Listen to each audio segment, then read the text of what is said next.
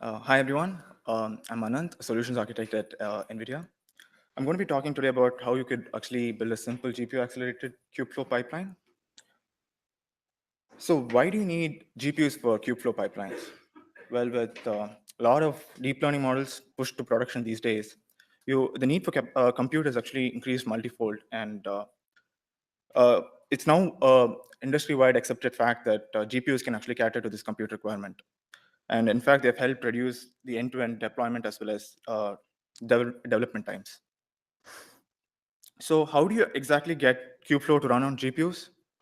Well, we all know that there are two critical factors. There are two critical components to Kubeflow, which is basically your Kubernetes as well as your containers.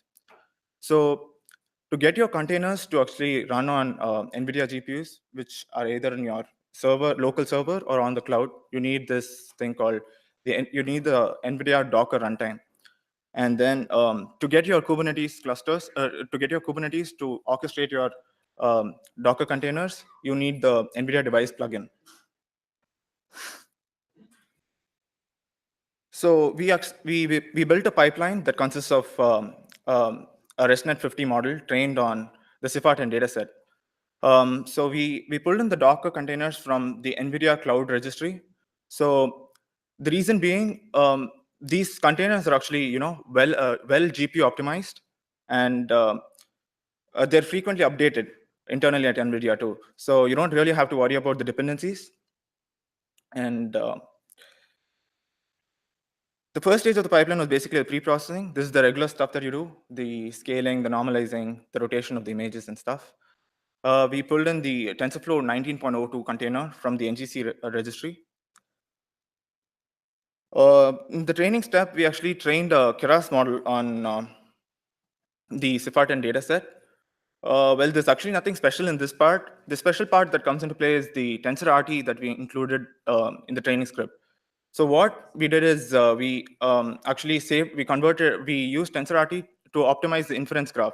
So what exactly happens is, what do I mean by optimization is uh, tensor and layer fusions, as well as the ability to have mixed precision calibration. So you're actually able to have able to have your inference graph output in FP16 or int8 without much loss in your accuracy. And so what we exactly did was we had a H5 file which we converted into a save model file. The save model file was imported into TensorRT, which in turn produced the graph.def file which we use for inference. During inference, we use the Tortoise container or the TensorRT inference server. So we pulled in the TensorRT inference server container from the NGC repository, and the model that we served was a graph.def model. The advantage of using the TensorRT inference server is basically that you're able to run multiple models on one GPU, and it also has other features such as dynamic batching. And the other important fact is that you can actually serve multiple different models from different frameworks, whether it's Onyx or whether it's TensorFlow or Caffe2. So let me just move on to a simple short demo that we put together. So before I actually show you the demo, this is the TensorRT script that we included in the this is the TensorRT function that we included in the training script. If you look at the most important fact over here is that you're actually running it in FP16, which is basically you're trying to leverage your tensor cores, and this can greatly accelerate inference times. And finally, let me just show you the pipeline that we had running. So this was the pipeline that we had running. As you can see, this is the TensorRT output over here. You have your inference graph optimized, and we are serving the model using the using TensorRT inference server.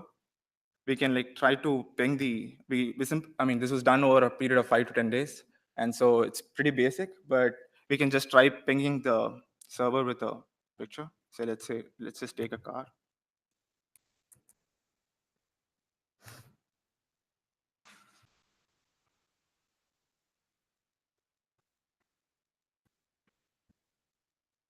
And yeah, so so we just got we got the prediction of a car. So this is just to illustrate how you can actually utilize NVIDIA's containers on the Kubeflow platform. Thank you.